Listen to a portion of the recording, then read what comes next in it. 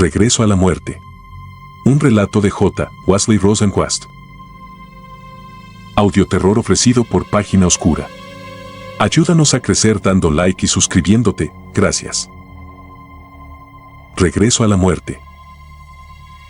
Una gran tristeza reinaba en el pequeño pueblo transilvano de Rotterdam. Feldenflans estaba muerto. Aquí y allá, mientras uno caminaba por las calles empedradas, veía una humedad repentina en los ojos de los transeúntes cuando se mencionaba su nombre. Todos hablaban de él, alababan sus virtudes, lamentaban su muerte prematura.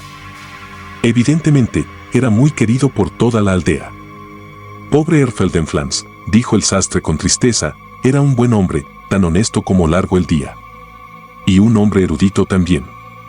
Fue a la Universidad de Berlín durante 4 años y sabía más que ningún otro hombre en Rotterdam.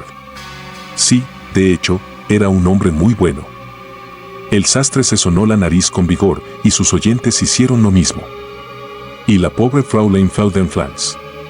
Amaba mucho a su hermano. No tiene a nadie más en el mundo. ¿Qué hará ahora?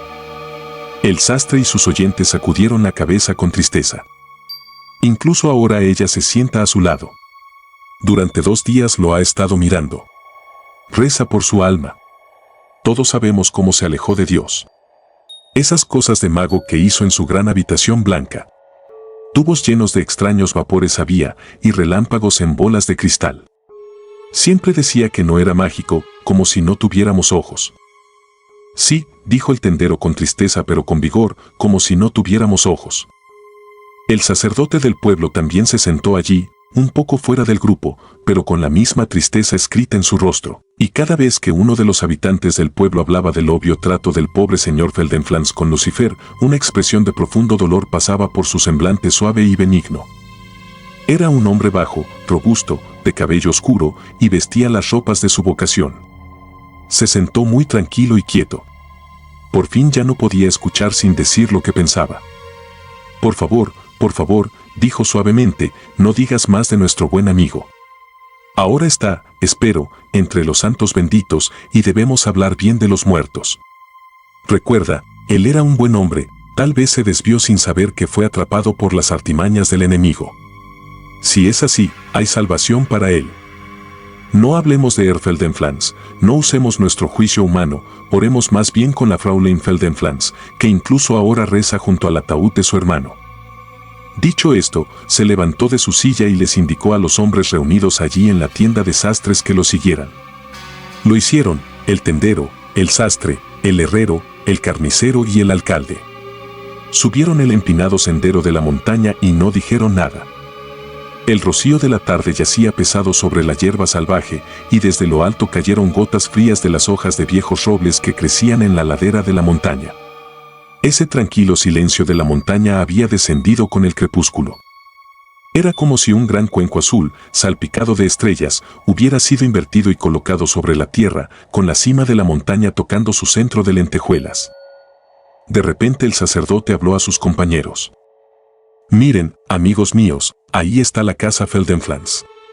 Cuando entremos debemos comportarnos con la dignidad apropiada.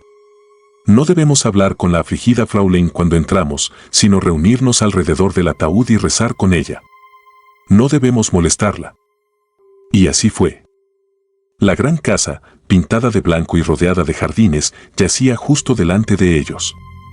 Dañando el color puro y sólido de las paredes y la gran puerta de entrada colgaba una cinta negra.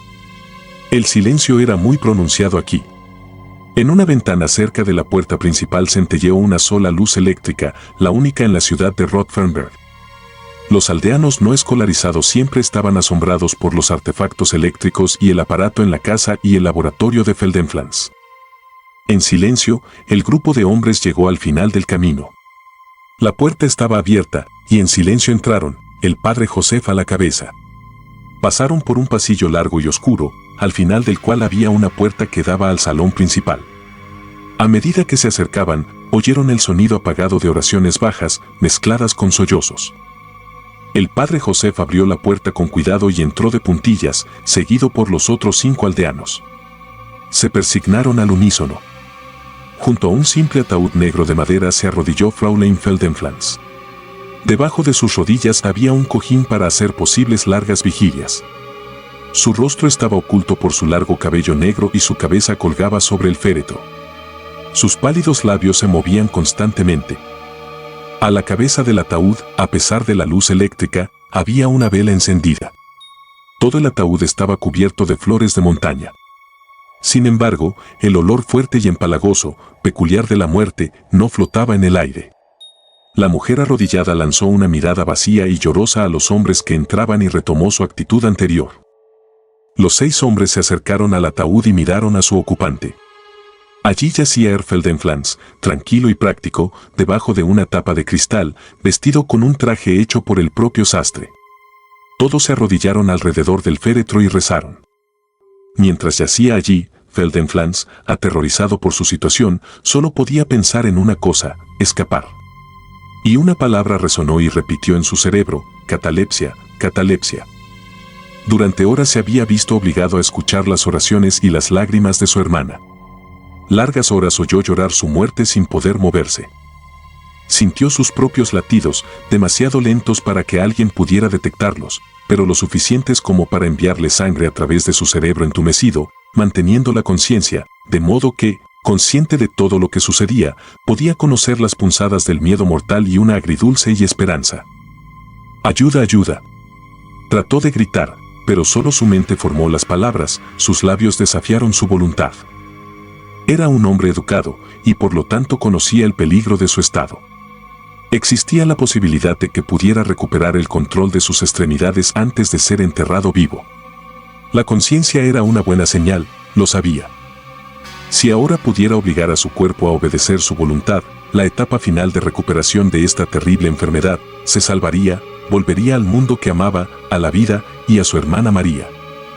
Y entonces un pensamiento aterrador pasó por su cabeza. Se dio cuenta de que inevitablemente, si no pronto, el aire en su ataúd se agotaría. El oxígeno se estaba agotando lentamente, porque aunque no movía el pecho, no respiraba, el aire entraba y salía de sus pulmones por difusión. Si solo pudiera moverse, un toque en el costado del ataúd llamaría la atención. ¿Estaba condenado a la impotencia y a ser enterrado vivo? Los pobres supersticiosos de Rothenburg, incluida su hermana, probablemente huirían aterrorizados. Sería inútil, entonces, incluso si recuperara el uso de sus extremidades. Lo dejarían luchar inútilmente en su prisión de madera y flores. ¿O por qué estas personas no fueron educadas? ¿Por qué deben limitarse a un hogar y una montaña? Gradualmente, cayó en un estado soñador y reflexivo, en el que la primera agonía de terror se había disuelto por puro agotamiento, y solo quedaban 2 esperanzas en su mente, como brillantes mariposas que descansaban por un breve momento sobre una flor marchita. Primero, debía moverse, y segundo, su hermana no debía tener miedo, era ella quien podía liberarlo de su estrecha prisión. Y estas 2 esperanzas, amargas por su improbabilidad y dulces por su posibilidad, eran lo único que existía para él. A sus oídos aún llegaba la voz apagada de María, ronca y cansada por el llanto prolongado. A través de sus párpados brillaba la luz de la vigilia. De repente escuchó un sonido de pies en la habitación donde yacía. Escuchó atentamente, eran hombres, calculaba, como media docena. Aquí había una nueva esperanza. Si se movía o emitía un sonido, uno de los hombres podría tener el sentido y el coraje suficientes para liberarlo. Entonces sus oídos captaron el sonido de voces rezando al unísono. Así que ahora ellos también rezaban por él. Varios minutos se convirtieron en una hora, y luego las voces se callaron, incluida la de su hermana. Una punzada de aprensión lo atravesó como una espada al rojo vivo. ¿Lo iban a dejar? Pero no. Escuchó el sonido de las sillas raspando y el susurro de la ropa. Estaban sentados. Mientras escuchaba atentamente, le llegó una voz familiar, aunque baja, por respeto a los muertos, y amortiguada por las paredes de madera que lo rodeaban. Era el padre Joseph. Por favor, Fraulein Feldenflans, insistió suavemente, debe irse a la cama ahora. Está muy cansada y mañana debe levantarse temprano para el funeral de su hermano. Por favor, duerma. No hubo respuesta, pero Feldenflans escuchó el sonido de pasos en las escaleras. Era María, evidentemente. Esperemos, dijo el padre Joseph, que nuestro buen amigo no necesite nuestras oraciones. Por ahora él está en el cielo o en el infierno. Dios quiera que no sea esto último. Los 6 hombres se sentaron allí en silencio, asintiendo con la cabeza. O en el purgatorio, agregó el sastre, mirando hacia el sacerdote en busca de acuerdo. El hombre inmóvil en el ataúd casi se sintió divertido. Después del entierro, Fraulein sin duda destruirá las cosas impías en la gran habitación blanca de su hermano en el sótano, dijo el herrero, que era un hombre grande y que rara vez hablaba. Creo, continuó, que las bodegas solo deberían guardar vinos. Entonces les gustaría ver su laboratorio destruido. Y después de que lo enterraran. Hizo un intento desesperado y poderoso de moverse, pero no pudo. ¿Era su imaginación o el aire se estaba volviendo realmente malo? Su cabeza comenzó a aclararse y sintió que su corazón latía un poco más rápido. Todo el pueblo de Rothenburg vendrá a ver el funeral de Feldenflans, dijo el alcalde, un hombre alto y delgado, y yo dirigiré la procesión. Era uno de mis mejores amigos y, por lo tanto, es lógico que lo haga. Era un hombre generoso, siempre daba limosnas y pagaba los impuestos más altos de la ciudad. Nadie fue más honesto tampoco. Un hombre muy bueno. El alcalde se sonó la nariz suavemente, ya que estaba en presencia de los muertos. Todos asintieron, excepto el padre Joseph, que estaba absorto en un libro de oraciones. Sus pálidas manos se destacaban contra su sotana negra, y sus labios se movieron ligeramente.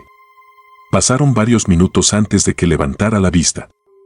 Querido Dios, rezaba mentalmente Feldenflans una y otra vez al sentir que se acercaba la verdadera muerte. ¿Pero qué era esto? Sintió un temblor sobre su cuerpo. Su corazón latía más rápido y un flujo cálido pasó por sus miembros entumecidos. Lentamente, sintió que su voluntad se deslizaba por los nervios dormidos hacia sus extremidades. Muy pronto, esperaba, la libertad sería suya. Vámonos ahora, dijo el sacerdote, y una punzada de terror atravesó al hombre en el ataúd. Escuchó el ruido de las sillas y pies. Ahora era el momento. Ahora debía moverse. Las puntas de sus dedos hormigueaban, su cara se sentía ardiente y su cabeza llena de sangre. Escuchó cesar los pasos, evidentemente se habían detenido sobre él.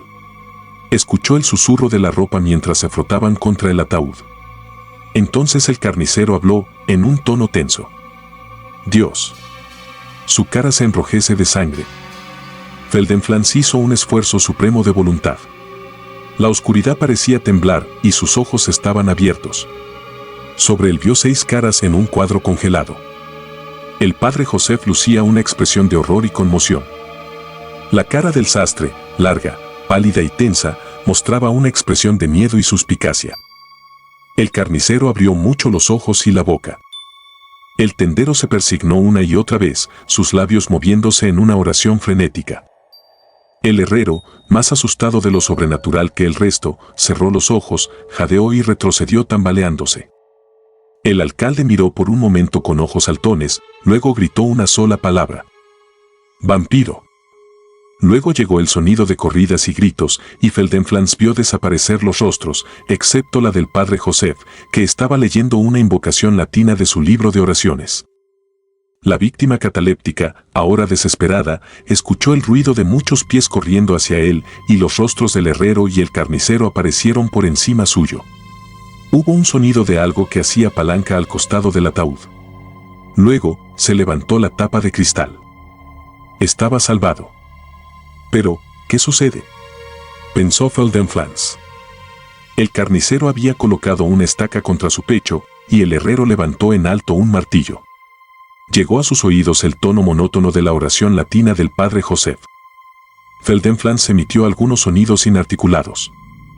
NNNNNN, o. Ay, uta. El martillo golpeó. 1, 2, 3 veces. Feldenflans dejó de pensar en escapar.